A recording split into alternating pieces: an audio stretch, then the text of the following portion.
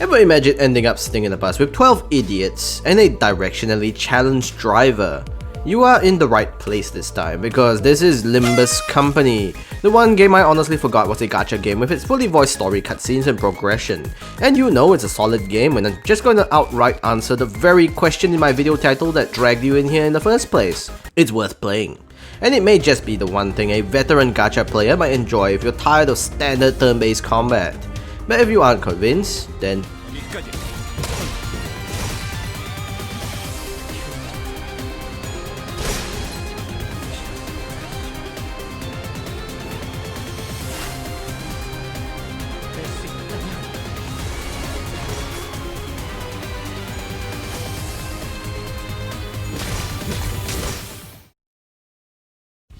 Limbus Company begins with your not so wacky woohoo clockhead, Dante, who of course gets his ass handed to him by a group of people in a forest, only to be saved by the potentially motivated Vergil, the cool guy in the corner who just beats the shit out of everyone who gets out of line. Also, step aside Miss Frizzle, we have Miss Frizzle at home, the adorably directionally challenged driver Charon, who drives a bus that runs on human suffering and the blood of your enemies. Technically it's a magical spinal fluid that powers the bus, but regardless, every moron that tries to attack the bus ends up getting fed to the butt. Oh shit, here we go again. Moral of the story? If you are too stupid to realize that you are in a divine comedy of the divine comedy, don't steal a bus. Under Vergilius's very watchful red eyes, you attempt to command a group of 12 sinners, and fail miserably, which consists of that one fox guy from Chainsaw Man, gambling addiction, I'm not supposed to be here, the smart one, the story she's from has the word dick, bootlicker, insect war crimes, the rich kid, the dumbass who can only kill, and the one, the only absolute dumb Dawn. Vergilius, I'm trying to sneak around, but god damn it Dawn, did you just provoke the cartel on this stealth mission again? Every single time you attempt to solve things peacefully, you know Dawn's about to do something so immensely stupid that it justifies how long these chapters get, which is 20 plus parts. You want to sneak into a casino, Dawn breaks your cover. Trying to get past the bulldozers from Payday, she's gonna break a window and end up in a police raid, except the dozers are invincible and you get default dance on by the enemy power spike at chapter 3. Because you probably used the win button too much and forgot the damage types were a thing in the game. Dungeon crawling at the end of each chapter of the game and in the mirror dungeons that you run 3 times a week make up a huge chunk of the game. All of which include random events with skill checks and surprise attacks, mini bosses like endless robots with unlimited HP, and boss encounters with a totally not bad apple, a vampire rockface, and of course, the lion, the witch, and the audacity of this bitch. All you need to know is that you are after magical tree branches that create dungeons using the PTSD of your playable characters. Basically hell in a magic school bus. Which now brings me to the battle mechanics in one of the worst explained tutorials for some of the most satisfying combat I have ever seen in a video game. Once you manage to get it to work for you, 7 hours into the game at least. Remember when you told your math teacher that you'll never use math in a real life scenario? Well, it was me, Barry.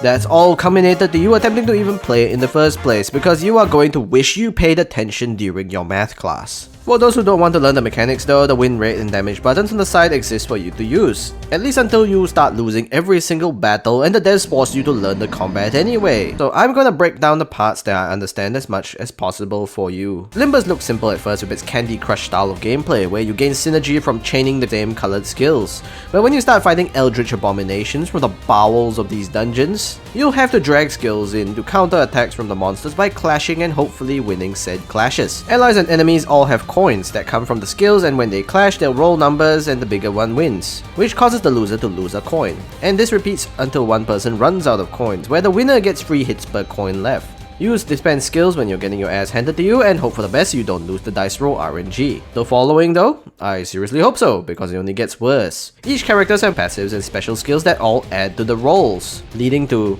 a lot of numbers. And like a lot of people, I suck at mental calculation and ran out of fingers to count my numbers. So instead of resorting to my toes, I just use the Clash Success descriptions instead and just go full monkey, which works about 90% of the time.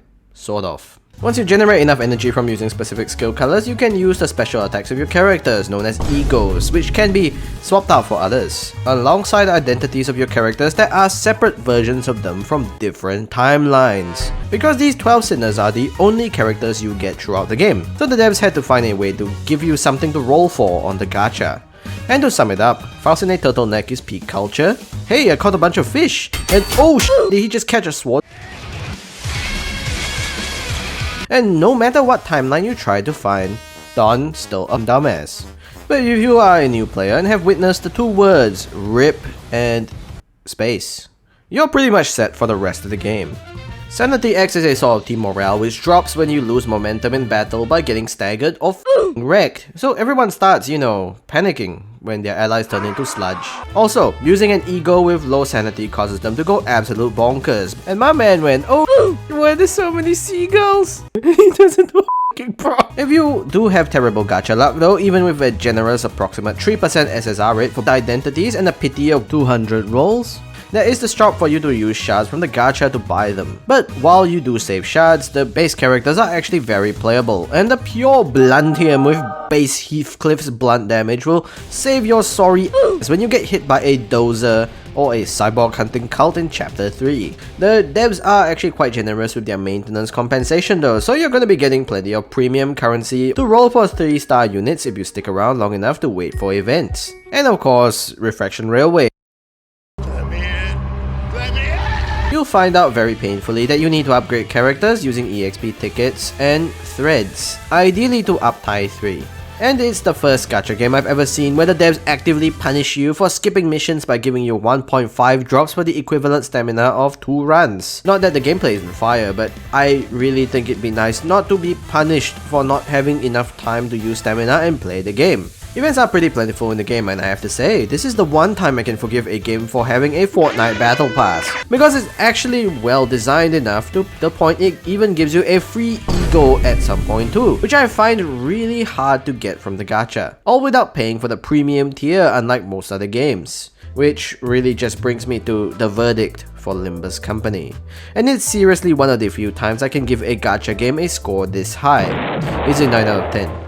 A game that has the depth to actually make you forget it's a gacha game with how generous it gets with its new players, mountains of currency for every tiny update they do, and a seriously fresh story that keeps you hooked enough to bear through a combat system that you probably need a mathematics degree to play. And even then, you're still gonna find it hard to fathom the complexities of the combat. And as I said before, in gacha game terms, this game is definitely worth playing, whether you stay for the singular brain-style stupidity on the bus, the dystopian story, or the gameplay. It'll of course take you a good amount of time to grind for EXP to burn out the story though, which is the only reason why this game isn't a 10 out of 10. I sincerely wished Project Moon had made this game not a gacha game, but you get what you signed up for. But if you really like Limbus Company's combat but don't want the gacha elements, play Library of Ruina instead, which is a trade-off for an even more complicated combat mechanic than Limbus Company and isn't free to boot. But like Limbus Company, you pay for the fact that there is no gacha. And now this brings us to the end of this bus trip, and just make sure you get the right bus, because this is the Limbus. And so, stay safe, stay humble, and Don, I told you to stop the bus, not shoot the bus. This is the end of the night and I need to go stop Don from doing some stupid shit again. We'll see you next time.